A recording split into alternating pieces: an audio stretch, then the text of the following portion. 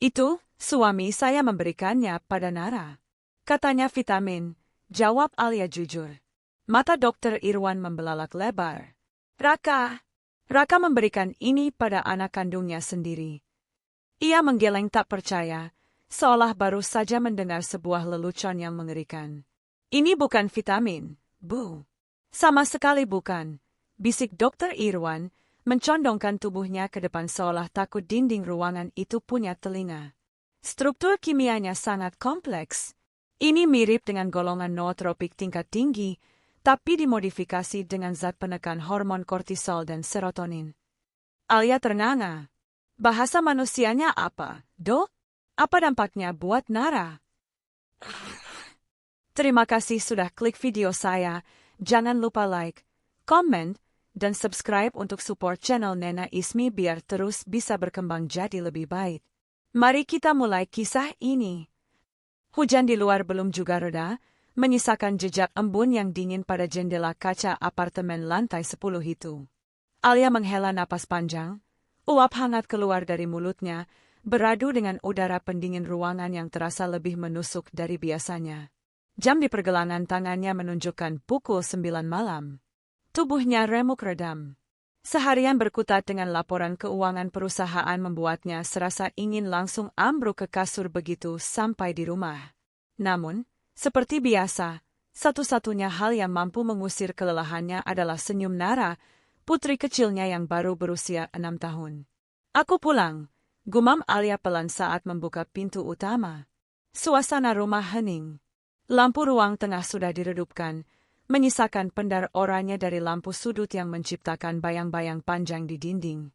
Alia melepas sepatu hak tingginya, menikmati sensasi dingin lantai marmer yang menyentuh telapak kakinya yang pegal. Biasanya, Raka, suaminya, akan menyambutnya, atau setidaknya terdengar suara televisi yang menyala. Namun malam ini, keheningan itu terasa ganjil. Berat, seolah udara di dalam rumah itu sendiri sedang menahan napas. Alia melangkah menuju kamar Nara. Ia hanya ingin mengecup kening putrinya sebelum membersihkan diri. Pintu kamar itu sedikit terbuka. Alia mendorongnya pelan. Nara, sayang, kamu sudah tidur, bisiknya. Tidak ada jawaban. Namun, di bawah sorot lampu tidur berbentuk bulan sabit, Alia melihat siluet kecil duduk di tepi tempat tidur. Nara tidak sedang berbaring. Ia duduk tegak, diam mematung, dengan kaki-kaki kecilnya yang menggantung kaku. Nara! Alia bergegas masuk, rasa khawatir mulai merambat di dadanya. Kenapa belum tidur, Nah? Saat Alia mendekat, Nara menoleh. Wajah itu. Tuhan, wajah itu tampak begitu pucat. Lingkaran hitam samar terlihat di bawah mata Nara yang biasanya berbinar jenaka. Anak itu tampak seperti bunga yang layu sebelum waktunya mekar, kehilangan rona hidup yang selama ini Alia kagumi. Nara tidak menjawab pertanyaan ibunya. Alih-alih tersenyum atau merengek minta dipeluk, tangan kecil Nara terulur, meraih pergelangan tangan Alia. Cengkeramannya lemah, namun dinginnya kulit Nara membuat Alia tersentak. Kulit anak itu sedingin es. Ibu! Suara Nara terdengar lirih, serak, seolah ia sudah lama tidak bicara. Alia berlutut di hadapan putrinya, mensejajarkan wajah mereka. Ia mengusap pipi tirus itu dengan lembut. Ya, sayang, ada apa? Kamu sakit? Mana ayah? Nara menggeleng pelan. Matanya menatap lurus ke manik mata Alia, tatapan yang terlalu tua dan terlalu kosong untuk anak seusianya. Ibu, bolehkah aku berhenti minum pil yang ayah berikan kepadaku? Jantung Alia seakan berhenti berdetak selama 1 detik penuh. Kalimat itu meluncur begitu polos, namun dampaknya menghantam Alia seperti sebuah truk. Pil. Alia mengulang, mencoba mencerna. Keningnya berkerut. Maksud kamu vitamin? Vitamin yang bentuknya beruang lucu itu. Nara menggeleng lagi. Kali ini ada ketakutan yang merambat di matanya. Bukan. Yang di botol kaca kecil. Yang rasanya pahit. Ayah bilang itu supaya aku pintar dan kuat. Tapi... Nara menunduk, suaranya bergetar. Setiap habis minum itu, kepalaku sakit, Bu. Rasanya seperti ada semut yang berjalan di dalam otakku. Aku jadi lupa cara tertawa. Alia merasakan bulu kuduknya meremang seketika. Lupa cara tertawa. Kalimat macam apa itu? Raka memang sangat protektif terhadap kesehatan Nara. Sebulan terakhir, Raka bersikeras menangani segala suplemen dan vitamin untuk Nara dengan alasan Alia terlalu sibuk bekerja. Alia percaya padanya. Raka adalah ayahnya. Raka mencintai Nara, atau setidaknya, itulah yang Alia yakini selama ini. Di mana ayah menyimpan botolnya, Nara? Suara Alia kini terdengar tegas, meski hatinya mulai diselimuti kabut panik. Di laci meja kerja ayah. Biasanya ayah bawa ke kamar setiap malam, jawab Nara pelan. Alia mencium kening Nara, mencoba menyalurkan ketenangan yang sebenarnya tidak ia miliki. Tidurlah, nak. Ibu janji, kalau itu membuatmu sakit, kamu tidak perlu meminumnya lagi. Ibu akan bicara sama ayah. Setelah memastikan Nara berbaring dan menyelimutinya, Alia keluar dari kamar itu dengan langkah cepat. Rasa lelahnya lenyap, digantikan oleh adrenalin yang memuncak. Ia menuju ruang kerja Raka di ujung lorong. Pintunya tidak terkunci. Ruangan itu berantakan, khas Raka yang sering membawa pekerjaan kantor ke rumah. Alia menyalakan lampu dan langsung menuju meja kerja. Ia membuka laci teratas. Kosong. Laci kedua, hanya berkas tagihan. Laci ketiga, terkunci. Alia menggeram frustrasi. Matanya menyapu meja dan terhenti pada sebuah nampan kecil di sudut meja, di samping gelas air yang isinya tinggal setengah. Di sana, tergeletak sebuah botol kaca kecil berwarna coklat gelap. Tangan Alia gemetar saat meraihnya. Botol itu terasa berat. Tidak ada nama merek farmasi terkenal yang biasa ia lihat di apotek. Hanya ada label putih polos yang tertempel sedikit miring, bertuliskan Pediatric Multivitamin Complex, Daily. Sekilas terlihat normal. Tapi ada yang aneh. Ujung label itu sedikit terkelupas. Alia mendekatkan botol itu ke bawah lampu meja. Lem perekatnya tampak kasar, seolah ditempel terburu-buru. Dengan kuku jempolnya, Alia mencongkel ujung stiker label itu. Perlahan, ia menariknya. Label, multivitamin, itu terlepas, menampakkan label asli yang tertutup di bawahnya. Kertas di bawahnya berwarna merah pudar dengan tulisan kode alfanumerik yang asing, EXP909 Behavioral MOD. Oh, klasifiat. Napas Alia tercekat. Ini bukan vitamin. Tidak ada vitamin anak yang memiliki kode, klasifiat, atau behavioral mode. Suara pintu depan yang terbuka membuyarkan konsentrasi Alia. Langkah kaki berat terdengar masuk ke dalam rumah. Alia, kamu sudah pulang. Suara Raka terdengar dari ruang tengah. Nada suaranya santai, hangat, seperti suami yang sempurna. Alia membeku di ruang kerja. Botol itu terasa panas di genggamannya. Untuk pertama kalinya dalam 7 tahun pernikahan mereka, suara Raka tidak lagi terdengar seperti rumah. Suara itu terdengar seperti ancaman. Dengan tangan gemetar, Alia memasukkan botol itu ke dalam saku blazernya, tepat saat bayangan Raka muncul di ambang pintu ruang kerja. Hei, sapa Raka sambil tersenyum lebar, namun matanya menyapu ruangan dengan tajam sebelum berhenti tepat di wajah Alia yang pucat. Kamu kenapa? Kok seperti melihat hantu? Alia memaksakan senyum kaku, sementara tangannya mencengkeram botol misterius itu erat-erat di dalam saku. Hanya lelah, Raka, dustanya pelan. Hanya lelah. Tapi Alia tahu, malam ini ia tidak akan bisa tidur. Perang baru saja dimulai di dalam rumahnya sendiri. Pagi itu di kediaman Alia dan Raka, udara terasa begitu tebal, seolah oksigen telah disedot habis oleh ketegangan yang tak terucap. Alia nyaris tidak tidur semalaman. Botol kaca kecil dengan label ganda itu kini tersimpan jauh di dasar tas kerjanya, terbungkus tisu tebal, seakan benda itu adalah bom waktu yang siap meledak kapan saja. Sebelum berangkat kerja, Alia sempat melihat Raka di ruang kerjanya. Suaminya itu tampak berantakan, membongkar laci-laci meja dengan gerakan kasar dan panik.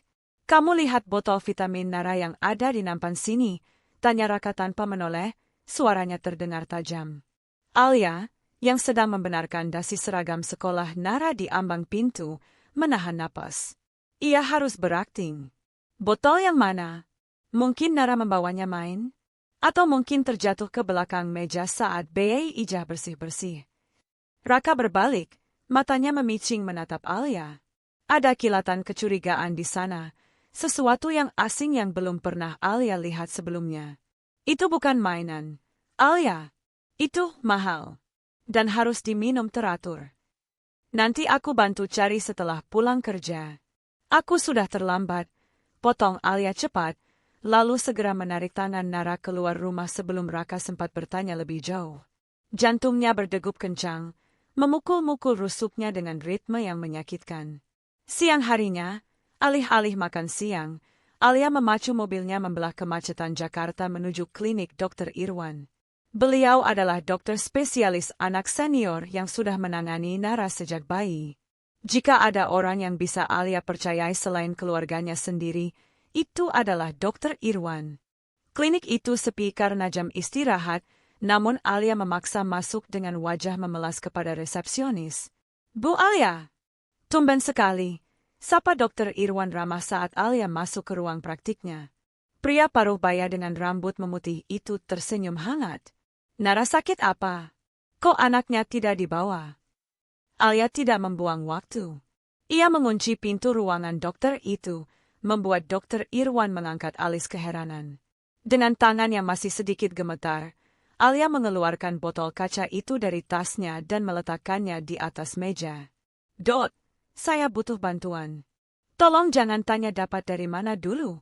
Suara Alia terdengar mendesak. Tolong periksa apa isi pil ini. Label luarnya vitamin anak, tapi label dalamnya. Alia menelan ludah, sesuatu yang lain. Dr. Irwan mengerutkan kening. Ia mengambil botol itu, memutarnya, dan melihat bekas label yang dikelupas Alia. Ekspresi ramahnya perlahan memudar. Ia membuka tutup botol, mengeluarkan satu butir pil berwarna biru pucat yang tidak lazim, lalu mengamatinya di bawah lampu periksa. Saya akan cek komposisinya sebentar di lab belakang. Kebetulan alat spektrometri sedang nyala. Ibu tunggu di sini. Alia duduk di kursi pasien sendirian. 15 menit berlalu. Lalu 20 menit. Keheningan di ruangan itu terasa mencekik. Hanya suara detak jam dinding yang menemani kegelisahan Alia. Ketika pintu ruang lab akhirnya terbuka, Dr. Irwan kembali. Namun, senyum hangat yang tadi menyapa Alia telah lenyap sepenuhnya. Wajah dokter itu pucat pasi, seputih kertas di atas mejanya. Keringat dingin terlihat membasahi pelipisnya. Ia berjalan kaku menuju kursinya, dan saat ia meletakkan botol itu kembali ke meja, terdengar bunyi klak yang keras. Tangan dokter itu gemetar hebat. Dot, panggil Alia pelan, perasaannya tidak enak. Itu vitamin biasa, kan? Dr. Irwan tidak langsung menjawab. Ia melepas kacamata, memijat pangkal hidungnya dengan frustrasi, lalu menatap Alia dengan pandangan yang bercampur antara ketakutan dan kasihan. Bu Alia! Suaranya serak dan terbata. Dari mana? Dari mana ibu mendapatkan benda ini? Itu, suami saya memberikannya pada Nara. Katanya vitamin, jawab Alia jujur. Mata Dr. Irwan membelalak lebar. Raka! Raka memberikan ini pada anak kandungnya sendiri. Ia menggeleng tak percaya, seolah baru saja mendengar sebuah lelucon yang mengerikan. Ini bukan vitamin, Bu. Sama sekali bukan, bisik Dr. Irwan, mencondongkan tubuhnya ke depan seolah takut dinding ruangan itu punya telinga. Struktur kimianya sangat kompleks. Ini mirip dengan golongan nootropik tingkat tinggi, tapi dimodifikasi dengan zat penekan hormon kortisol dan serotonin. Alia ternganga. Bahasa manusianya apa, Dok? Apa dampaknya buat Nara? Dr. Irwan menatap Alia lurus-lurus. Obat ini bukan untuk menyembuhkan penyakit fisik. Ini dirancang untuk memengaruhi arsitektur otak, khususnya bagian amigdala dan prefrontal cortex. Bagian yang mengatur rasa takut, emosi, dan empati. Napas Alia tercekat. Ingatannya melayang pada ucapan Nara semalam. Aku lupa cara tertawa. Dampaknya, Dokter Irwan melanjutkan dengan suara bergetar. Jika dikonsumsi jangka panjang oleh anak yang otaknya masih berkembang, zat ini akan mematikan respons emosional mereka. Nara bisa kehilangan kemampuan untuk merasa sedih, takut, bahkan menyayangi orang lain. Ini bisa merusak jiwanya secara permanen, Bu. Ini racun bagi kemanusiaannya. Air mata Alia menetes tanpa ia sadari. Kakinya lemas. Kenapa? Kenapa Raka memberikan ini? Saya tidak tahu, dan jujur saya takut untuk tahu, potong Dokter Irwan cepat. Ia mendorong botol itu kembali ke arah Alia, menolak menyentuhnya lagi. Bu Alia, dengarkan saya. Zat semacam ini tidak dijual bebas. Bahkan rumah sakit besar pun tidak punya akses ke senyawa sejenis ini. Ini barang eksperimental. Siapapun yang membuat ini, mereka bukan orang sembarangan. Dokter itu menatap sekeliling ruangan dengan gelisah. Saya tidak bisa mencatat hasil tes ini di rekam medis Nara. Itu akan memicu peringatan di sistem kesehatan pusat jika zat ini terdeteksi ilegal. Saya minta maaf. Saya tidak bisa terlibat lebih jauh tanpa membahayakan izin praktik dan keselamatan keluarga saya. Doh? Alia memohon. Bawa Nara pergi, Bu. Saran Dokter Irwan, matanya penuh urgensi. Hentikan pemakaian obat itu sekarang juga. Amankan anak ibu. Dan demi Tuhan, berhati-hatilah dengan suami ibu. Alia keluar dari klinik itu dengan langkah terseok, seolah baru saja lolos dari reruntuhan gedung. Matahari Jakarta yang terik terasa dingin di kulitnya. Dunia yang ia kenal, keluarga bahagia, suami yang penyayang, baru saja runtuh, digantikan oleh realitas mengerikan di mana orang yang tidur di sebelahnya setiap malam ternyata adalah monster yang perlahan membunuh putrinya sendiri. Di dalam tasnya, botol itu terasa semakin berat. Alia tahu ia tidak bisa pulang ke rumah dengan tatapan yang sama lagi. Namun ia juga tahu, ia harus menyembunyikan botol ini, menyembunyikan ketahuannya, sampai ia menemukan cara untuk menyelamatkan Nara. Malam itu, rumah yang biasanya menjadi tempat perlindungan Alia terasa seperti penjara dengan dinding-dinding yang perlahan menyempit. Sebelum masuk ke dalam rumah, Alia mematikan mesin mobilnya dan duduk diam di parkiran selama 10 menit penuh. Tangannya mencengkeram setir hingga buku-buku jarinya memutih. Botol kaca terkutuk itu kini telah ia pindahkan. Bukan di tas kerjanya lagi, melainkan diselipkan jauh di dalam rongga jok belakang mobilnya yang sobek, tempat yang ia yakin tidak akan diperiksa oleh Raka. Alia tahu, membawa masuk bukti itu ke dalam rumah sama saja dengan bunuh diri. Ketika ia akhirnya memberanikan diri membuka pintu depan, pemandangan yang menyambutnya membuat darahnya berdesir ngeri. Ruang tamu berantakan. Bantal-bantal sofa terlempar ke lantai, laci credenza terbuka lebar dengan isinya yang berhamburan, dan buku-buku berserakan seolah baru saja terjadi gempa lokal. Di tengah kekacauan itu, Raka berdiri. Pria itu tampak kacau. Kemeja kerjanya kusut, kancing teratasnya terbuka paksa, dan rambutnya acak-acakan. Saat Raka menoleh ke arah suara pintu, Alia melihat mata suaminya merah, dihiasi lingkaran gelap yang jauh lebih parah dari hari-hari sebelumnya. Itu bukan wajah suami yang ia kenal selama 7 tahun. Itu wajah orang asing yang sedang terdesak. "Kamu dari mana saja?" tanya Raka. Suaranya rendah, namun ada getaran tajam yang menyiratkan kemarahan tertahan. Alia berusaha menjaga wajahnya tetap datar, meski jantungnya bergemuruh liar. "Lembur, Raka. Kan aku sudah kirim pesan tadi sore. Kenapa rumah jadi seperti kapal pecah begini?" Raka tidak menjawab pertanyaan itu. Ia melangkah cepat mendekati Alia, mengabaikan jarak personal, hingga Alia bisa mencium bau keringat asam dan aroma kopi basi dari tubuh suaminya. "Botol itu," desis Raka, matanya memindai wajah Alia dengan tatapan menyelidik yang intens. "Aku sudah bongkar seluruh rumah. Kamar Nara, dapur, tempat sampah, bahkan tas sekolahnya. Tidak ada. Kamu pasti melihatnya. Alia, di mana kamu menaruhnya?" "Demi Tuhan, Raka." Alia mundur selangkah, berpura-pura marah untuk menutupi ketakutannya. Itu cuma vitamin. Kenapa kamu obsesif sekali? Mungkin Nara menjatuhkannya di taman, atau terselip di mainannya. Besok aku belikan yang baru di apotek. Apa susahnya sih? Jangan beli di apotek, bentak Raka tiba-tiba.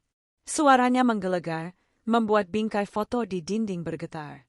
Keheningan menyelimuti ruangan itu seketika. Raka tampak terkejut dengan teriakannya sendiri. Dadanya naik turun dengan cepat. Ia menyadari kesalahannya. Maksudku? Raka menurunkan nada bicaranya, mencoba tersenyum namun terlihat menyeringai kaku. Itu racikan khusus dari dokter spesialis kenalanku. Tidak dijual bebas. Komposisinya sangat presisi untuk kebutuhan Nara. Kalau kita ganti sembarangan, terapinya bisa gagal. Terapi, batin Alia miris. Sejak kapan meracuni anak sendiri disebut terapi? Kalau begitu minta lagi sama temanmu itu. Tantang Alia, mencoba memancing informasi. Wajah Raka menggelap. Rahangnya mengeras. Tidak semudah itu, Alia. Stoknya terbatas. Sangat terbatas. Ia kemudian memegang kedua bahu Alia. Cengkeramannya terlalu kuat hingga terasa sakit. Dengar, mulai sekarang, kamu tidak boleh teledor. Nara harus diawasi ketat. Ada orang-orang jahat di luar sana yang mungkin ingin mencelakai keluarga kita. Orang jahat? Alia menatap suaminya tak percaya. Raka, kamu bicara apa? Siapa yang mau mencelakai kita?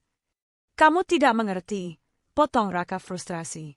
Ia melepaskan cengkeramannya dan mulai mondar-mandir lagi, menggigit kukunya. Kebiasaan lama yang sudah bertahun-tahun hilang kini muncul kembali. Mulai besok, kamu tidak usah ke kantor. Kerja dari rumah saja. Aku sudah pasang kunci tambahan di pintu depan dan belakang. Apa? Alia terbelalak. Kamu mengurungku. Aku melindungimu, sergah Raka. Matanya melotot liar. Dan Nara, dia tidak usah sekolah dulu seminggu ini. Terlalu berbahaya. Aku yang akan menjaganya di rumah. Darah Alia membeku. Membiarkan Nara seharian penuh berdua saja dengan Raka dalam kondisi mental seperti ini adalah mimpi buruk. Ia teringat peringatan Dokter Irwan, amankan anak ibu. Kamu berlebihan, Raka. Kamu butuh istirahat, kata Alia pelan, berusaha meredakan situasi. Ia tahu ia tidak bisa melawannya secara fisik malam ini. Ia harus bermain cantik. Ya sudah, kita bicarakan besok. Aku mau lihat Nara. Raka tidak melarang, tapi ia mengekor di belakang Alia seperti bayangan kelam. Di kamar Nara, putri mereka sedang tertidur pulas. Namun tidur itu tidak tampak damai. Keringat membasahi dahinya. Alia duduk di tepi kasur, mengusap rambut anaknya. Tiba-tiba, Raka ikut duduk di sisi lain. Namun, ia tidak membelai kepala Nara dengan kasih sayang seorang ayah. Tangan Raka bergerak ke pergelangan tangan Nara, mengecek nadinya. Lalu tangannya beralih membuka kelopak mata Nara sedikit untuk melihat respons pupilnya. Gerakannya klinis, dingin, dan penuh perhitungan. Alia menahan napas melihat pemandangan itu. Raka tidak sedang melihat putrinya. Dia sedang memeriksa subjek eksperimen. Responsnya menurun. Gumam Raka sangat pelan, nyaris tak terdengar, seolah bicara pada dirinya sendiri. Harus segera dapat dosis baru. Raka kemudian menoleh pada Alia. Sorot matanya kosong, namun tajam menusuk. Jangan biarkan siapapun masuk ke rumah ini tanpa izinku, Alia. Siapapun. Termasuk ibumu. Malam itu, Alia berbaring di tempat tidur membelakangi Raka. Ia tidak berani memejamkan mata. Ia mendengar napas suaminya yang berat dan tidak teratur di sebelahnya. Di bawah bantalnya, tangan Alia menggenggam ponsel erat-erat. Ia sadar, monster itu bukan berada di bawah tempat tidur. Monster itu kini tidur satu ranjang bersamanya, memeluk guling dengan posesif, sambil memimpikan dosis racun berikutnya untuk putri kecil mereka. Alia tahu ia tidak punya banyak waktu. Jika Raka menemukan bahwa botol itu tidak hilang melainkan disembunyikan, Alia tidak yakin apakah ia akan selamat malam itu. Jam dinding digital di Nakas menunjukkan pukul 2.15 pagi. Keheningan di dalam kamar tidur itu terasa mencekam, hanya dipecahkan oleh suara napas Raka yang berat dan berirama. Sejak pertengkaran sore tadi, Raka menenggak 2 butir obat tidur. Ironis, pikir Alia, pria yang meracuni anaknya sendiri itu justru butuh bantuan kimiawi untuk bisa memejamkan mata. Alia berbaring kaku di sampingnya, matanya terbuka lebar menatap langit-langit kamar yang gelap. Jantungnya masih berdegup kencang, memompa adrenalin yang mencegahnya untuk terlelap. Ini adalah satu-satunya kesempatannya. Dengan gerakan sepelan mungkin, Alia menyingkirkan selimut. Ia menahan napas saat kasur berderit pelan. Raka bergerak sedikit dalam tidurnya, bergumam tak jelas, lalu kembali mendengkur. Alia menghembuskan napas lega. Ia turun dari tempat tidur, kakinya mendarat tanpa suara di atas karpet tebal. Tanpa alas kaki, Alia menyelinap keluar kamar.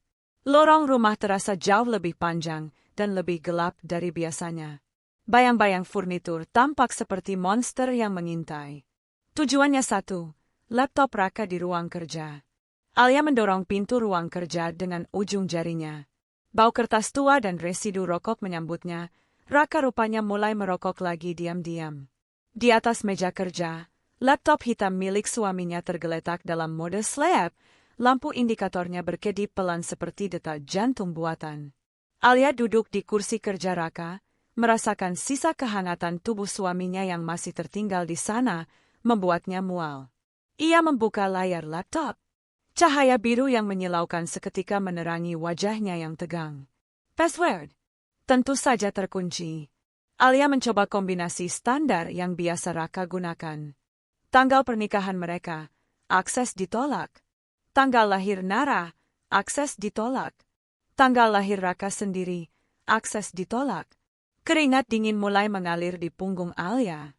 Ia hanya punya 3 kali kesempatan lagi sebelum sistem terkunci otomatis dan memicu notifikasi ke ponsel Raka. Ia memejamkan mata, mencoba berpikir seperti Raka yang sekarang. Raka yang dingin, Raka yang terobsesi, Raka yang menganggap anaknya adalah proyek sains. Ingatannya melayang kembali ke label tersembunyi di botol pil itu. Kode yang ia lihat sekilas di bawah cahaya lampu periksa Dr. Irwan. Jari-jari Alia yang gemetar mengetikkan kombinasi itu perlahan, EXP 909. Layar berkedip hitam sejenak, lalu, welcome. Alia menutup mulutnya dengan tangan untuk menahan pekikan. Desktop laptop itu bersih, nyaris kosong. Tidak ada foto keluarga yang dulu selalu menjadi wallpaper Raka. Hanya ada latar belakang hitam polos dan satu folder di pojok kanan atas bernama Initiative_Genesis. Dengan tangan gemetar, Alia mengklik folder itu. Ratusan file bermunculan.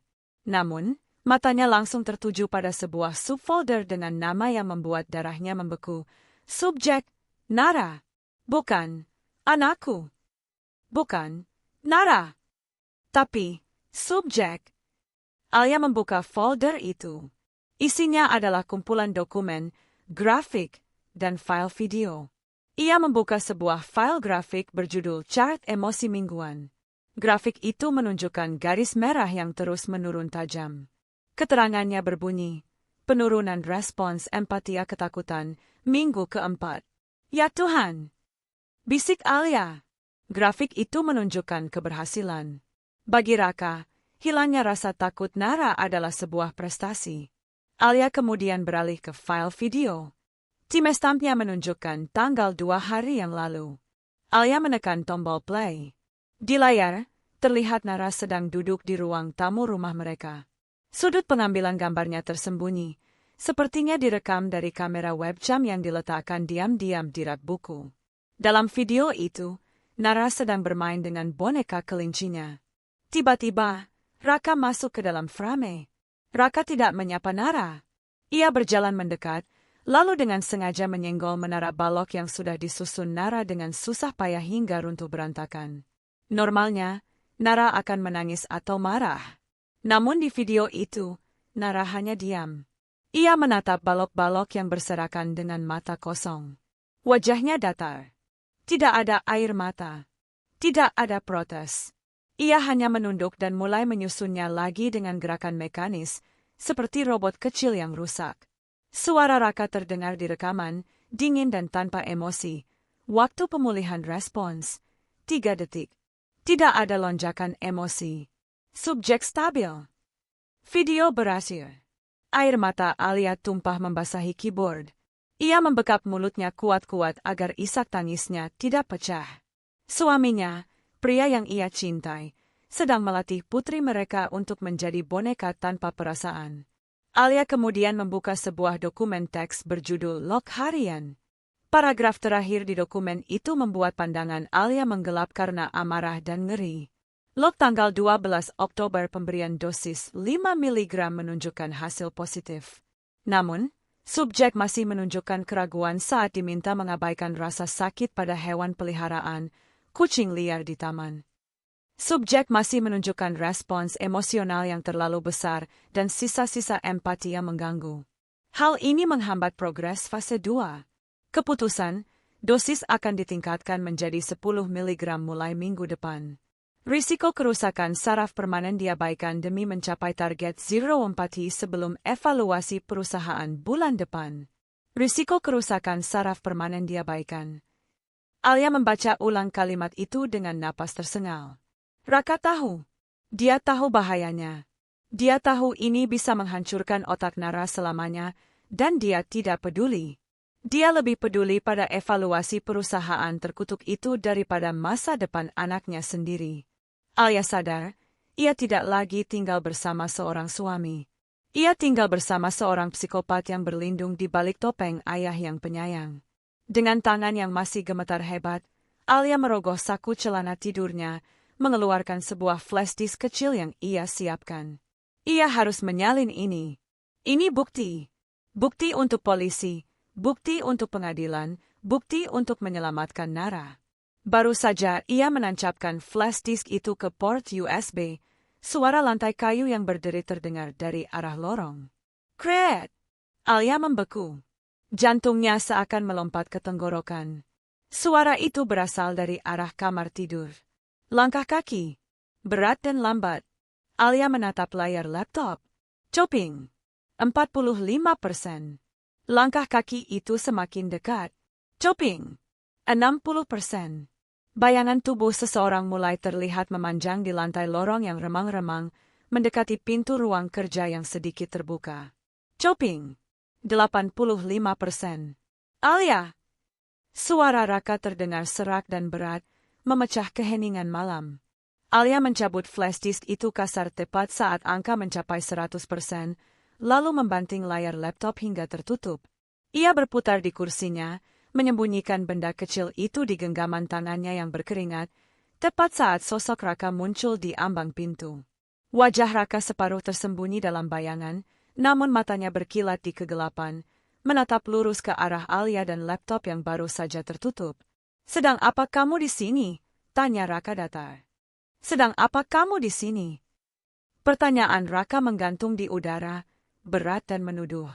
Alia merasakan keringat dingin mengalir di punggungnya. Jantungnya berpacu begitu cepat hingga ia takut Raka bisa mendengar detaknya dari ambang pintu.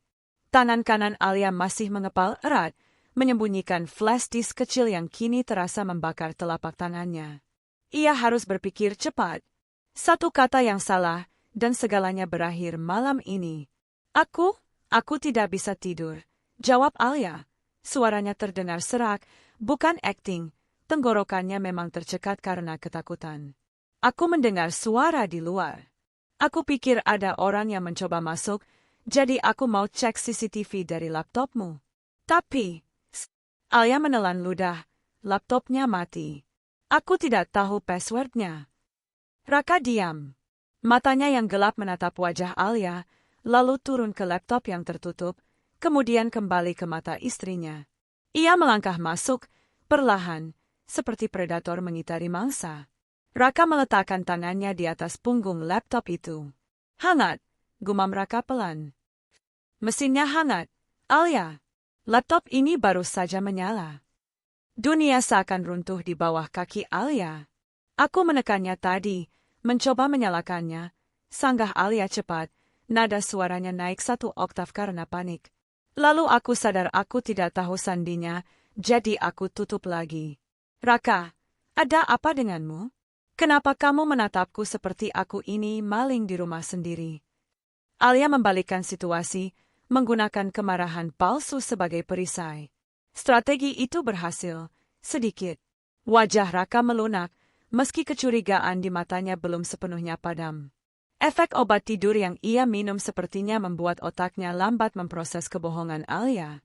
Kembalilah tidur, perintah Raka datar. Besok jangan sentuh barang-barang kerjaku lagi. Itu data perusahaan. Rahasia. Alia mengangguk kaku, lalu berjalan melewati suaminya dengan kaki gemetar. Saat ia berhasil kembali ke kamar dan menyembunyikan flash disk itu di dalam lipatan baju kotor di keranjang cucian, barulah ia bisa bernapas lagi. Siang harinya, Alia berhasil keluar rumah dengan alasan membeli kebutuhan dapur yang habis, satu-satunya alasan yang diterima Raka, meski pria itu tetap meneleponnya setiap 15 menit untuk mengecek posisi. Bukan supermarket yang ia tuju. Alia memacu mobilnya ke sebuah taman kota yang sepi di pinggiran Jakarta, tempat yang disepakati oleh Dr. Irwan lewat pesan singkat yang langsung dihapus. Langit mendung menggantung rendah. Angin kencang menerbangkan daun-daun kering saat Alia melihat sosok Dr. Irwan duduk di bangku taman yang tersembunyi di balik rimbunnya pohon beringin. Dokter itu tidak mengenakan jas putih kebanggaannya. Ia memakai jaket lusuh dan topi yang ditarik rendah, terlihat seperti buronan. Dokter, sapa Alia ragu. Dokter Irwan tersentak kaget. Wajahnya lebih buruk dari kemarin. Matanya cekung, bibirnya kering. Ia tidak membawa tas dokter, hanya sebuah amplop coklat tebal di tangannya. Duduk, Bu. Jangan terlalu dekat, bisik Dokter Irwan sambil celingukan ke sekeliling taman. Kita tidak punya banyak waktu. Alia duduk di ujung bangku. Apa yang dokter temukan? Apa isi pil itu sebenarnya? Dokter Irwan menyerahkan amplop itu dengan tangan gemetar. Alia membukanya. Di dalamnya terdapat lembaran hasil lab yang penuh dengan istilah kimia rumit dan beberapa lembar foto mikroskopi sel darah.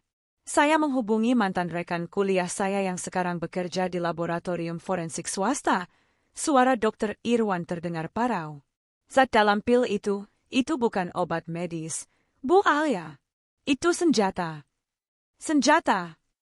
Alia menatap dokter itu tak mengerti. Namanya neurosupressor type 4. Itu adalah zat sintetis yang awalnya dikembangkan untuk militer. Jelas Dokter Irwan cepat. Tujuannya untuk menekan respons trauma pada tentara di medan perang. Agar mereka tidak merasa takut saat ditembaki, tidak merasa bersalah saat membunuh, dan patuh mutlak pada perintah. Alia menutup mulutnya dengan tangan, menahan mual. Tentara? Tapi Nara masih 6 tahun. Kenapa Raka memberikan obat tentara pada anak kecil? Karena proyek itu gagal pada orang dewasa, potong Dokter Irwan, matanya menatap Alia dengan intensitas yang menakutkan. Otak orang dewasa sudah terlalu kaku, terlalu banyak koneksi emosi yang terbentuk. Obat itu justru membuat subjek dewasa menjadi gila atau bunuh diri. Tapi anak-anak. Suara Dokter Irwan tercekat.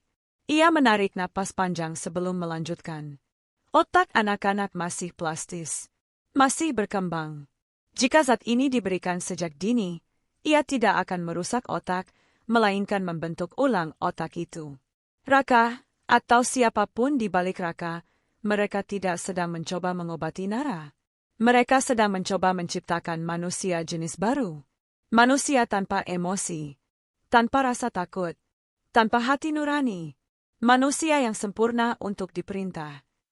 Air mata Alia tumpah. Fakta ini jauh lebih mengerikan daripada sekadar kekerasan fisik. Ini adalah pembunuhan jiwa. Nara, putri kecilnya yang suka menggambar dan bernyanyi, sedang perlahan dihapus keberadaannya, digantikan oleh cangkang kosong yang patuh. Saya menemukan satu hal lagi, tambah Dokter Irwan, menunjuk sebuah logo kecil yang tercetak samar di sudut salah satu dokumen yang ia temukan di database obat terlarang. Logo itu berbentuk segi 6 dengan mata di tengahnya. Perusahaan tempat Raka bekerja, Omnicorp, hanyalah cangkang. Ini proyek Black Ops. Dan dari catatan yang saya retas sedikit, Raka bukan sekadar pegawai rendahan yang dipaksa. Namanya tercantum sebagai lead behavioral analyst. Tidak? Desis Alia. Dia bilang dia hanya memberikan vitamin. Dia berbohong, Bu. Dia tahu persis apa yang dia lakukan. Dia memantau setiap tetes dosis yang masuk ke tubuh Nara. Dr. Irwan meremas bahu Alia pelan namun tegas. Dengar saya baik-baik. Ibu tidak bisa pulang ke sana. Ibu harus membawa Nara pergi. Sekarang. Malam ini juga. Sebelum dosis berikutnya diberikan. Karena dosis berikutnya, dosis itu akan bersifat permanen. Jika Nara meminumnya sekali lagi, kerusakan pada saraf empatinya tidak akan bisa diperbaiki selamanya. Ponsel Alia bergetar. Nama, Raka, muncul di layar. Saya harus pergi. Dr. Irwan berdiri dengan panik. Jangan cari saya lagi. Saya akan menghapus semua jejak digital saya setelah ini. Selamatkan anak ibu. Alia, hanya ibu yang bisa. Dokter itu bergegas pergi, menghilang di antara pepohonan taman yang mulai gelap. Alia duduk terpaku di bangku taman sendirian. Hujan mulai turun rintik-rintik, membasahi wajahnya, menyatu dengan air matanya. Namun di balik kesedihan itu, sebuah tekad baja mulai terbentuk di hatinya. Raka telah mengkhianatinya. Raka telah mengkhianati Nara. Pria itu bukan lagi suaminya. Dia adalah musuh. Alia mengangkat teleponnya yang terus bergetar. Ia menekan tombol jawab, lalu berbicara dengan nada yang dipaksakan setenang mungkin. Halo, sayang? Iya, aku sedang di jalan pulang. Macet sekali. Ya, aku belikan makanan kesukaanmu. Ia mematikan telepon. Tangannya mencengkeram setir mobil erat-erat. Ia tidak akan pulang untuk menyerahkan diri. Ia akan pulang untuk mengambil apa yang menjadi miliknya. Malam ini, Alia tidak akan menjadi korban. Malam ini, ia akan membawa Nara lari dari neraka itu, meski ia harus membakar rumah itu sekalipun. Hujan turun dengan keganasan yang jarang terjadi, seolah langit Jakarta turut menangis menyaksikan tragedi yang sedang berlangsung di dalam rumah bernomor 42 itu. Jam dinding menunjukkan pukul 1.30 dini hari. Suara guntur yang menggelegar sesekali menyamarkan detak jantung Alia yang berpacu liar, seirama dengan rintik hujan yang menghantam jendela kamar. Di sampingnya, Raka tertidur pulas. Alia memastikan hal itu. Saat makan malam tadi, dengan tangan gemetar, ia telah mencampurkan dosis ganda obat tidur milik Raka ke dalam teh chamomile suaminya. Itu adalah tindakan paling berbahaya yang pernah Alia lakukan, namun ia tidak punya pilihan. Besok pagi adalah jadwal pemberian dosis baru untuk Nara, dosis yang menurut Dr. Irwan akan menjadi kunci penyegelan permanen emosi putrinya. Alia tidak akan membiarkan matahari terbit menyinari rumah ini dengan Nara masih di dalamnya. Perlahan, sangat perlahan, Alia bangkit dari tempat tidur. Ia mengenakan pakaian serba hitam yang sudah ia siapkan di balik tumpukan selimut. Tidak ada koper. Suara roda koper di lantai kayu akan membangunkan Raka. Alia hanya membawa satu tas ransel besar berisi dokumen penting, uang tunai yang ia kuras dari brankas kecil di lemari, flash disk berisi bukti kejahatan Raka, dan beberapa potong baju ganti untuk Nara. Alia menyelinap keluar kamar, menahan napas setiap kali lantai kayu tua itu berderit di bawah kakinya. Ia menuju kamar Nara. Di dalam kamar bernuansa pastel itu, Nara tidur meringkuk memeluk boneka kelincinya. Pemandangan itu meremukkan hati Alia. Putrinya terlihat begitu damai, tidak tahu bahwa ayahnya sendiri sedang merancang kiamat bagi jiwanya. Nara! Bisik Alia tepat di telinga putrinya, mengguncang bahu kecil itu dengan lembut. Sayang, bangun. Kita harus pergi. Nara mengerjapkan mata, bingung. Ibu, kenapa gelap? Mau kemana? Tate. Alia menempelkan jari di bibir, matanya memancarkan urgensi yang membuat Nara langsung terdiam. Kita mau main petak umpet rahasia. Kita harus pergi ke rumah nenek sekarang. Tapi ayah tidak boleh tahu. Kalau ayah bangun, kita kalah. Kamu mengerti? Nara mengangguk pelan, meski ketakutan mulai membayang di matanya. Alia segera memakaikan jaket tebal pada Nara, menggendongnya, dan berjalan jinjit menuju pintu belakang yang terhubung ke garasi. Hujan dan angin kencang di luar menjadi sekutu Alia, menyamarkan suara langkah kaki mereka. Namun, saat Alia membuka pintu garasi manual itu, engsel besinya mengeluarkan bunyi decitan tajam yang terdengar seperti jeritan di tengah malam. Kreek! Alia membeku. Ia menoleh ke arah pintu penghubung dalam rumah. Hening. Cepat masuk mobil, perintah Alia sambil mendudukkan Nara di jok belakang dan memasang sabuk pengamannya dengan gerakan kilat. Alia berlari ke kursi pengemudi. Tangannya gemetar hebat saat memasukkan kunci ke lubang kontak. Brum! Mesin mobil menyala. Tepat saat lampu depan mobil menyala dan menyorot ke arah pintu penghubung rumah, jantung Alia seakan meledak. Di sana, di ambang pintu garasi, berdiri Raka. Dia tidak tertidur. Atau mungkin suara pintu garasi telah membangunkannya paksa. Raka berdiri dengan piyama tidur, wajahnya merah padam karena amarah, dan matanya melotot mengerikan menatap mobil yang mulai bergerak mundur. Dia terlihat bukan seperti manusia, melainkan iblis yang terganggu tidurnya. Alia! Berhenti! Teriak Raka. Suaranya terdengar samara di balik kaca mobil yang tertutup rapat, namun kemarahannya menembus hingga ke tulang sumsum Alia. Raka berlari menerjang hujan, menuju mobil. Ibu! Ayah marah, jerit Nara ketakutan dari kursi belakang. Tutup matamu, Nara, teriak Alia sambil menginjak pedal gas dalam-dalam. Mobil tersentak mundur dengan kecepatan tinggi, menabrak tong sampah besi di depan pagar hingga terpental. Raka berhasil menggapai gagang pintu pengemudi, menggedor kaca jendela dengan kepalan tangannya yang besar. Wajahnya menempel di kaca, menyeringai gila. Buka pintunya. Kau pikir kau bisa membawa asetku pergi? Aset? Dia menyebut Nara aset. Kata itu memicu naluri purba dalam diri Alia. Rasa takutnya berubah menjadi keberanian buta. Ia memutar setir tajam ke kiri, membuat tubuh Raka terpelanting lepas dari pegangan pintu dan jatuh berguling di atas aspal basah yang dingin. Tanpa menoleh lagi, Alia memacu mobilnya menembus gerbang rumah yang untungnya sudah ia buka gemboknya sejak sore tadi. Mobil sedan itu melesat membelah hujan, meninggalkan Raka yang bangkit berdiri di tengah jalan sambil berteriak memaki langit. Jalanan Jakarta dini hari itu lengang, namun Alia mengemudi seolah sedang berada di sirkuit balap. Ia terus melihat ke kaca spion, paranoid bahwa lampu mobil di belakangnya adalah milik Raka. Setiap sorot lampu membuatnya gemetar. Kita mau kemana, Bu? Tanya Nara lirih. Suaranya bergetar menahan tangis. Ke tempat aman. Nah, ke tempat di mana tidak ada suntikan atau pil lagi, jawab Alia, air mata mengalir di pipinya tanpa henti. 1 jam berputar-putar untuk memastikan tidak ada yang mengikuti. Alia akhirnya mengarahkan mobilnya ke daerah pinggiran selatan, menuju rumah tua ibunya. Rumah itu gelap gulita saat mereka tiba. Alia menggedor pintu kayu jati itu dengan panik. Ibu! Buka, Bu! Ini Alia! Lampu teras menyala. Pintu terbuka, menampilkan wajah ibunya, Bu Ratna, yang terkejut setengah mati melihat anak dan cucunya basah kuyup di tengah malam buta.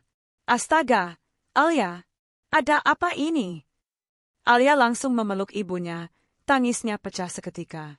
Pertahanannya runtuh. Tolong kami, Bu. Raka! Raka gila! Dia mau menghancurkan Nara. Setelah memastikan pintu terkunci rapat dan Nara tertidur kembali di kamar tamu yang hangat, Alia duduk di ruang makan dengan segelas teh panas buatan ibunya. Tubuhnya masih menggigil, bukan karena dingin, tapi karena sisa adrenalin. Ia tidak bisa diam. Raka pasti akan mencarinya. Pria itu punya sumber daya, punya teknologi pelacak, punya Omnicorp di belakangnya. Rumah ibunya hanya aman untuk sementara. Alia mengeluarkan ponsel barunya, ponsel sekali pakai yang ia beli tadi siang.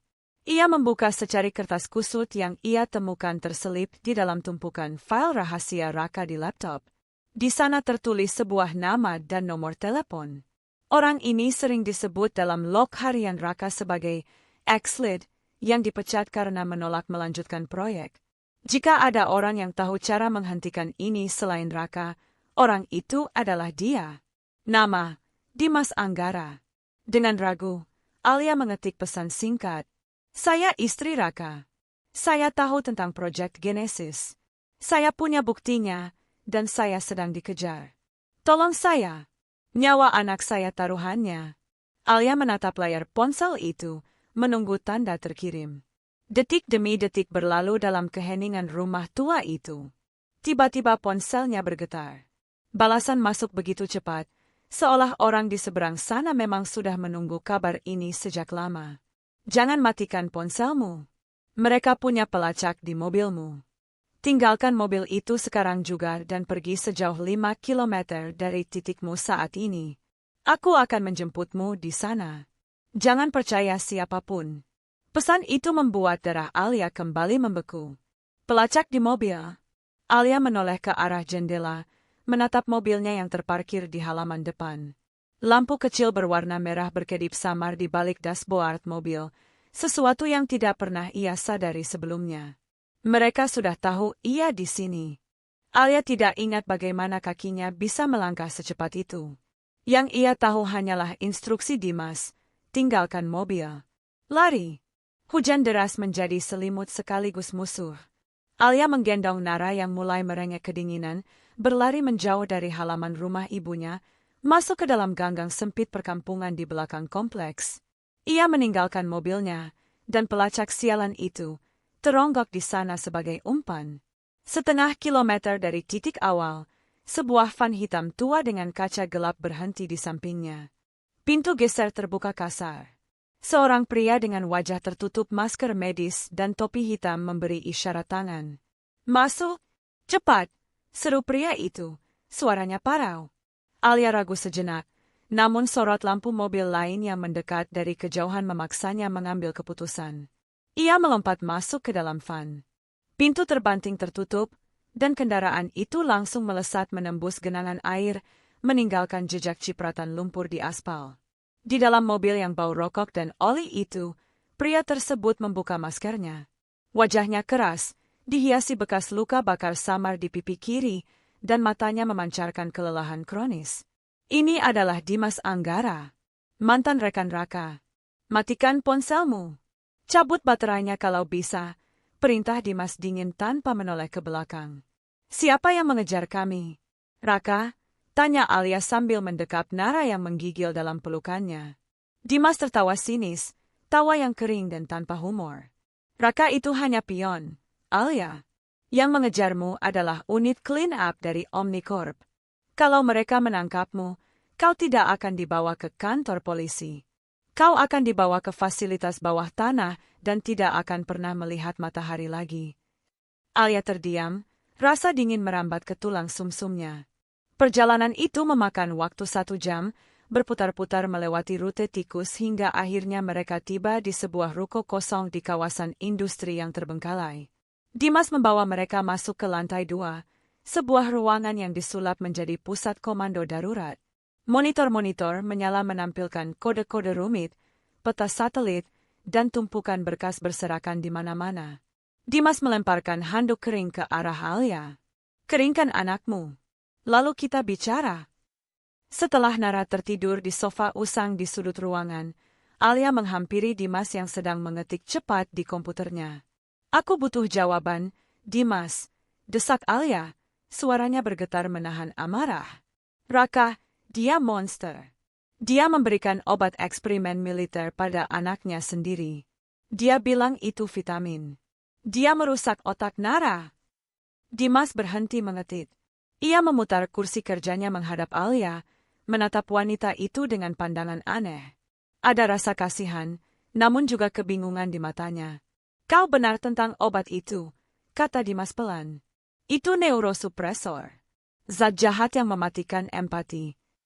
Kalau begitu bantu aku memenjarakannya. Aku punya bukti di flash disk ini. Alia menyodorkan benda kecil itu. Dimas menggeleng pelan. Ia tidak mengambil flash disk itu. Sebaliknya, ia mengambil sebuah berkas tebal dari laci mejanya yang bertuliskan Project Genesis, Target Profile. Kau salah paham tentang satu hal fatal, Alia, ujar Dimas berat. Raka memang terlibat. Dia yang memimpin riset perilaku. Tapi Raka tidak pernah mengajukan nama Nara sebagai subjek. Jangan membela dia. Aku melihat grafiknya. Ada nama Nara di laptopnya, bentak Alia. Itu data palsu yang dibuat Raka untuk mengelabui sistem pusat, potong Dimas tajam. Ia membanting berkas di tangannya ke hadapan Alia. Lembarannya terbuka, menampilkan foto profil seseorang dengan stempel merah primary subject. Alia menatap foto itu. Napasnya tercekat. Itu bukan foto Nara. Itu foto dirinya. Alia Pradipta. Apa maksudnya ini? Alia mundur selangkah, kakinya lemas.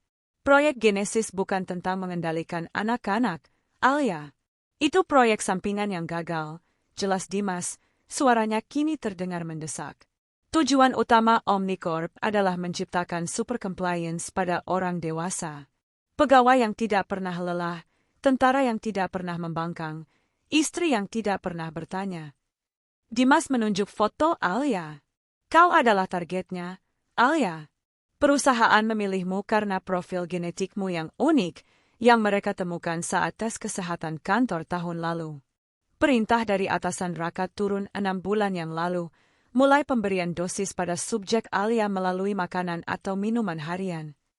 Dunia Alia berputar.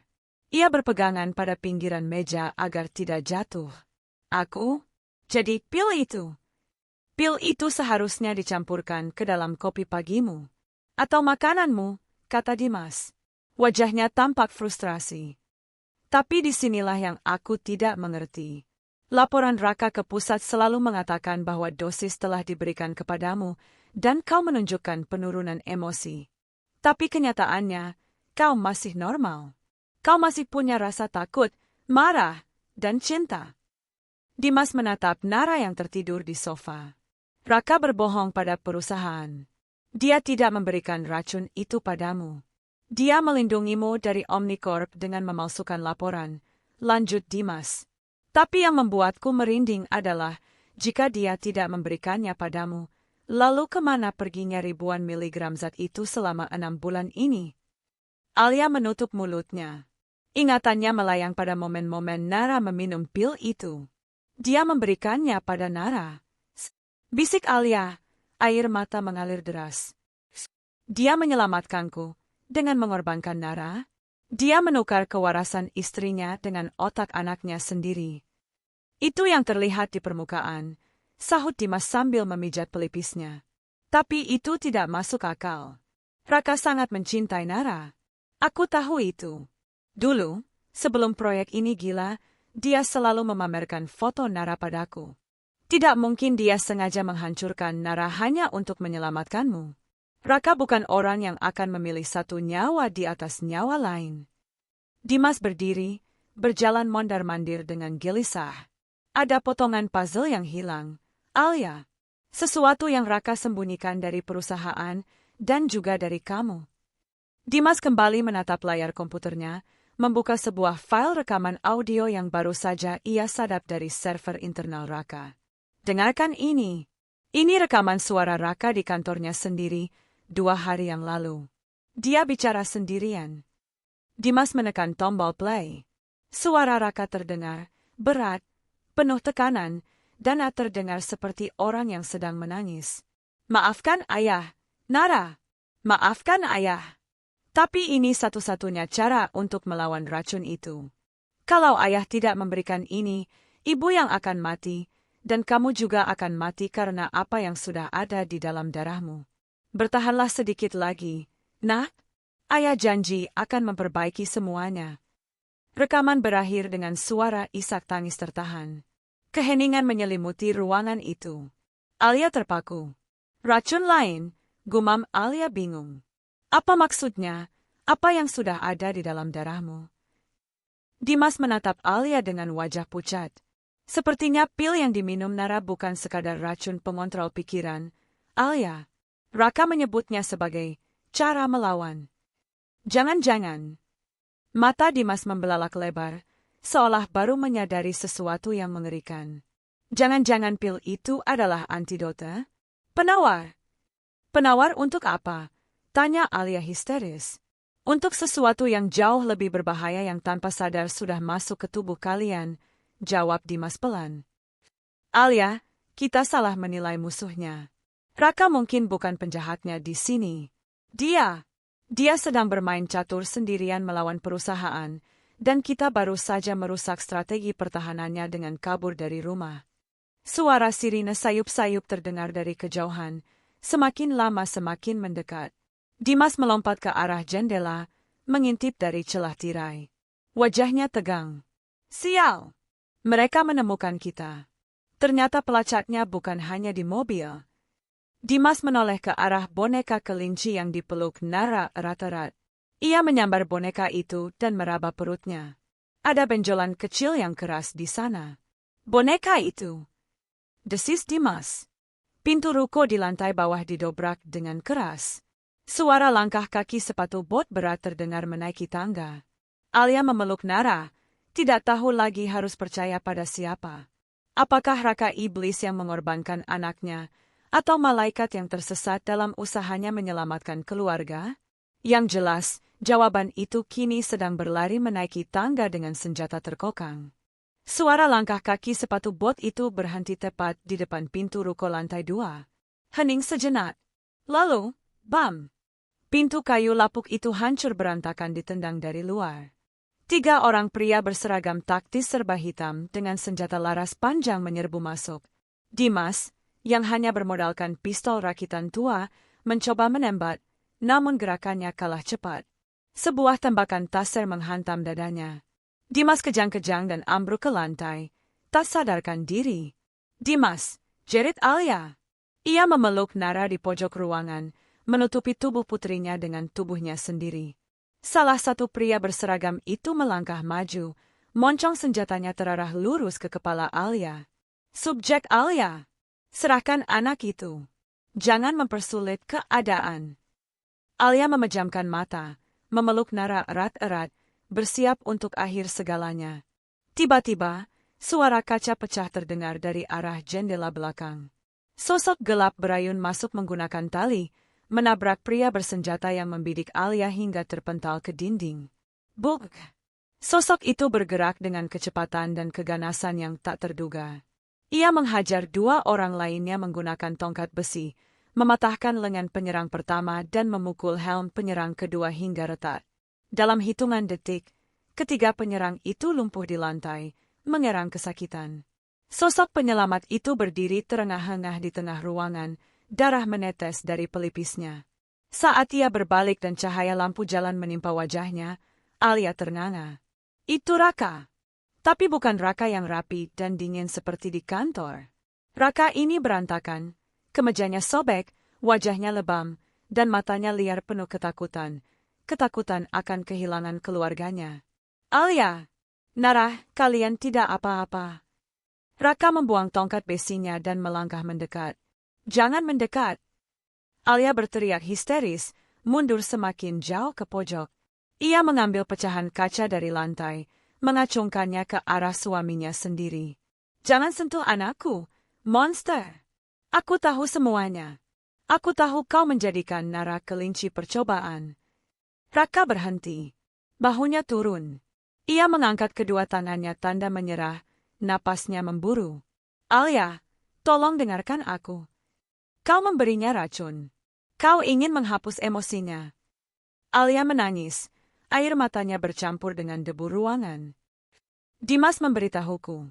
Kau memalsukan data. Aku memalsukan data untuk menyembunyikan Nara dari mereka. Raka berteriak balik. Suaranya pecah. Bukan untuk menyakitinya. Raka merogoh saku celananya. Alia menegang, mengira Raka akan mengambil senjata. Namun, Raka mengeluarkan botol kaca kecil itu, botol yang sama yang Alia temukan. Ia melemparkannya pelan ke kaki Alia. Baca label kimianya, Alia.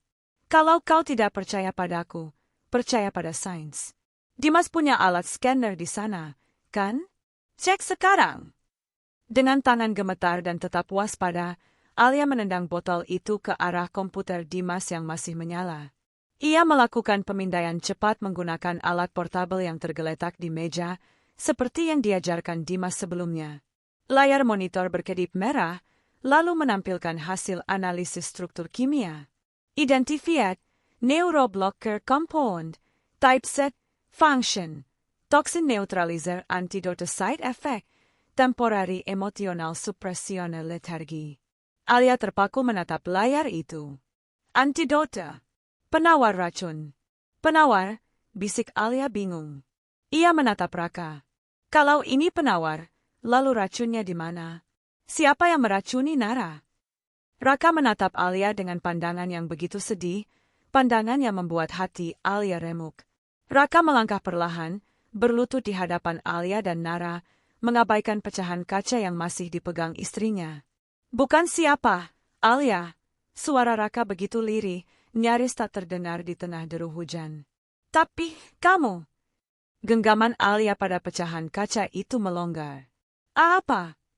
Susu coklat itu, kata Raka. Sereal gandum yang kau berikan setiap pagi.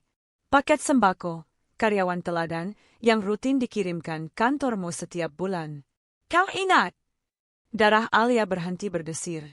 Tentu saja ia ingat. Perusahaannya, anak perusahaan dari konglomerasi besar, selalu memberikan tunjangan nutrisi untuk keluarga karyawan. Nara sangat menyukai sereal dan susu itu. Alia selalu memastikan Nara memakannya setiap pagi agar sehat. Makanan itu. Alia tergagap. Itu beracun. Itu adalah metode pengantaran zat genesis, jelas Raka cepat. Perusahaan menargetkanmu, Alia. Tapi mereka tahu kau tidak akan minum obat sembarangan. Jadi mereka menaruhnya di makanan keluarga. Mereka ingin melihat dampaknya pada interaksi ibu dan anak. Raka menunduk, air mata menetes ke lantai. Aku baru menyadarinya 6 bulan lalu saat aku meretas data logistik Omnicorp. Saat itu, zat itu sudah menumpuk di tubuh Nara. Konsentrasinya terlalu tinggi. Jika aku memberitahumu, kau akan panik, kau akan berhenti memberikannya, dan mereka akan tahu bahwa eksperimen bocor. Mereka akan membunuh kita semua saat itu juga. Alia menutup mulutnya, rasa mual yang hebat menghantam perutnya.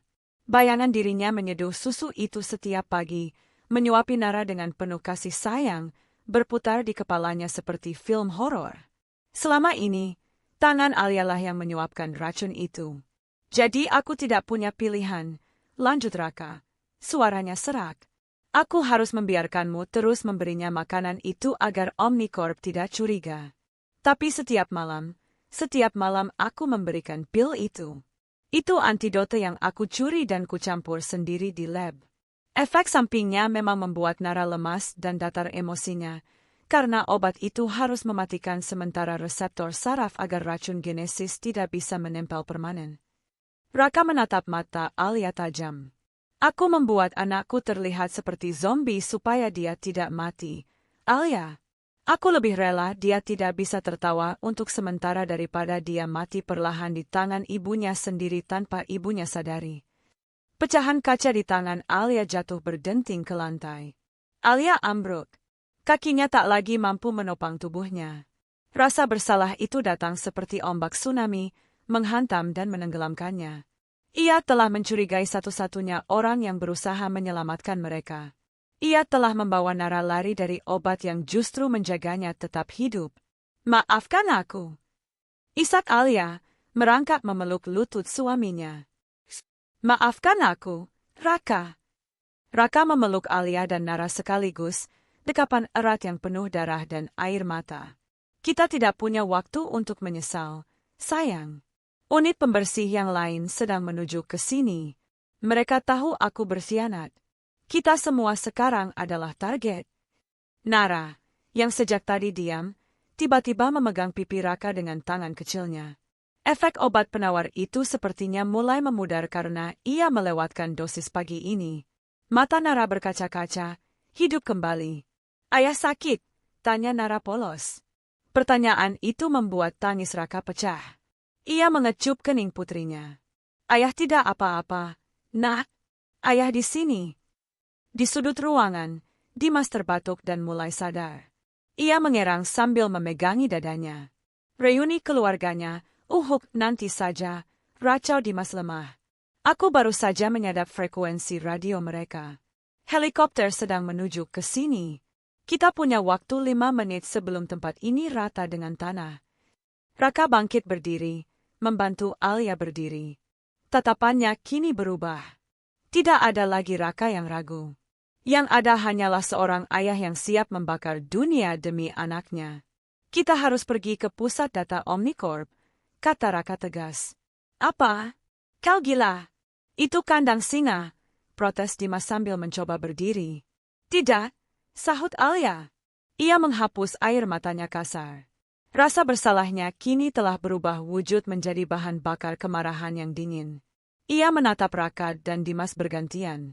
Kita tidak akan lari lagi, kata Alia, matanya berkilat tajam.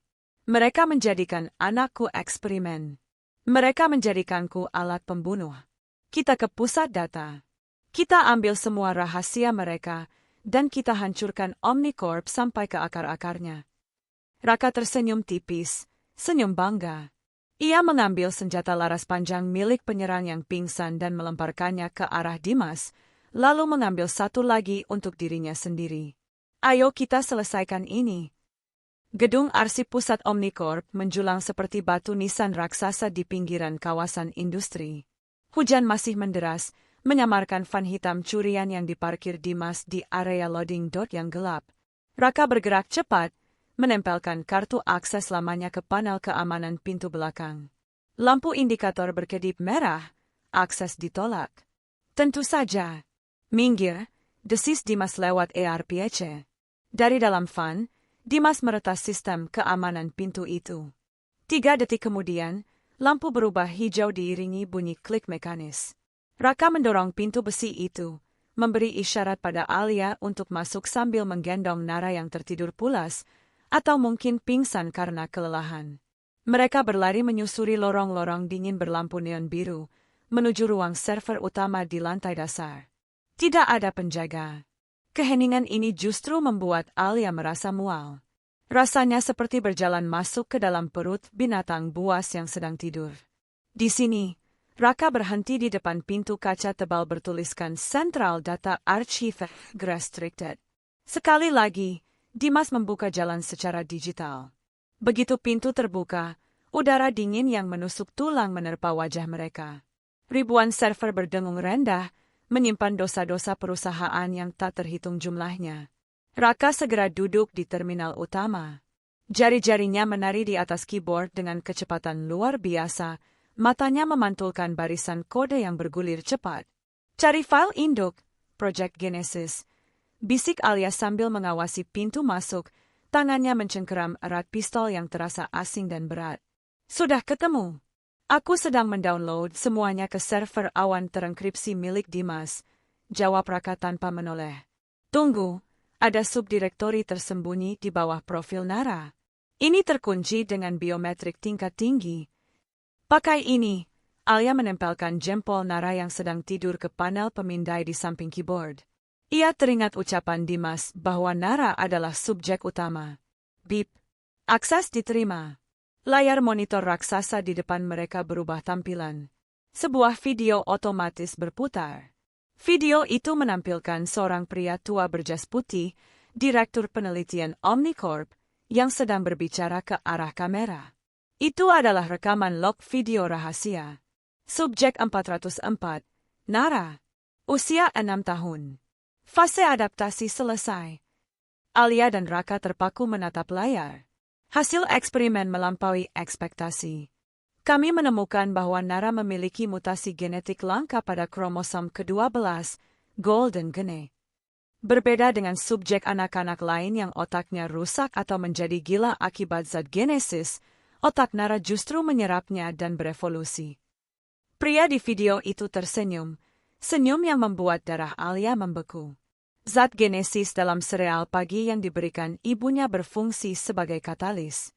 Sementara zat penawar yang diberikan ayahnya setiap malam berfungsi sebagai penstabil.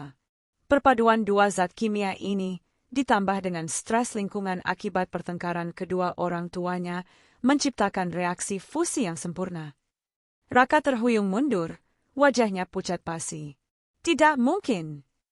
Video berlanjut. Kami tidak menginginkan anak tanpa emosi. Itu terlalu mudah. Yang kami ciptakan adalah organic superprocessor. Emosi Nara tidak hilang, melainkan dipadatkan menjadi bahan bakar kognitif.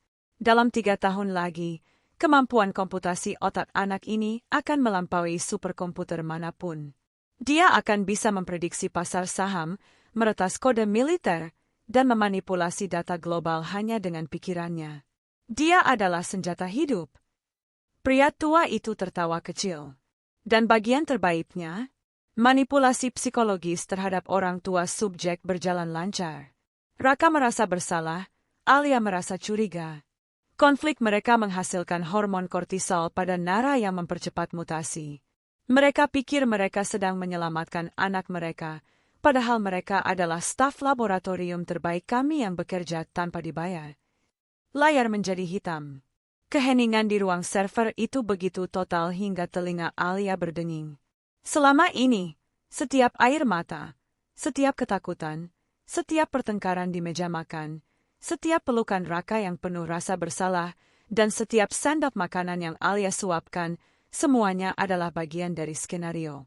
Mereka adalah boneka yang menari di atas penderitaan putri mereka sendiri. Mereka merancang kita untuk saling membenci. Suara Raka pecah, penuh dengan kemarahan yang meluap. Tiba-tiba, lampu ruangan berubah menjadi merah berkedip. Sirina meraung kencang. Data breach detected. Security teams dispatched. Raka! Alia! Lari sekarang! Teriak Dimas di ERPC, suaranya panik. Mereka mengepung gedung. Ada 2 helikopter taktis mendarat di atap. Raka mencabut drive penyimpanan data. Ia menatap Alia, tatapan yang kini jernih dan tajam. Tidak ada lagi keraguan. Alia, bawa Nara. Ikuti jalur ventilasi di utara. Dimas akan menjemput di sana, perintah Raka sambil mengokang senjatanya. Kau mau kemana? Tanya Alia panik. Aku akan memancing mereka ke lobi utama. Aku harus membeli waktu untuk kalian, jawab Raka. Tidak, kita pergi bersama atau tidak sama sekali, bantah Alia. Ia menarik kerah ke meja Raka. Kita sudah cukup dimanipulasi oleh mereka. Jangan biarkan mereka memisahkan kita lagi, Raka. Itu yang mereka mau. Raka tertegun. Ia melihat tekad baja di mata istrinya. Alia benar. Berpisah berarti kalah. Baik, Raka mengangguk. Kita terobos bersama. Mereka berlari keluar ruang server, berbelok ke koridor pemeliharaan. Suara derap langkah kaki pasukan keamanan terdengar menggema dari segala arah.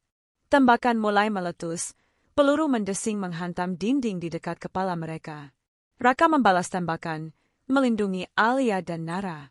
Alia terus berlari, mendekap Nara sekuat tenaga, sementara tangan lainnya sesekali membantu Raka membidik panel listrik untuk mematikan lampu lorong, menciptakan kekacauan. Mereka mencapai pintu keluar darurat.